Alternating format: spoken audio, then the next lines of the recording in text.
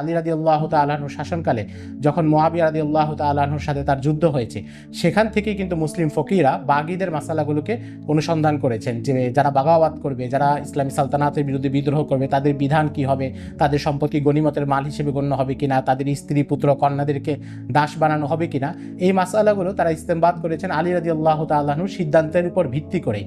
ফলে ইসলামী রাজনীতির যে কাঠামো দাঁড়িয়ে আছে সেটা পুরোটা হচ্ছে খেলাফতে রাশেদার শাসনকাল থেকে আহরিত। আমরা যদি খেলাফতে রাশেদার শাসনকালকে পরিপূর্ণভাবে পড়তে না পারি, তাহলে আমরা ইসলামী শাসন ব্যবস্থার সৌন্দর্য উপলব্ধি করতে পারবো না। আমি এই দৃষ্টিকোণ থেকে বলবো যে আমাদের খেলাফতে রাশেদার ইতিহাস পড়া খুবই জরুরি।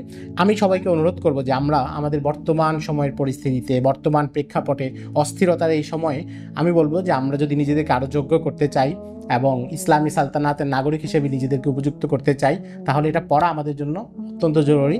আমি আশা করব সবাই আমরা এই বইগুলো সংগ্রহ করবো ইনশাআল্লাহ।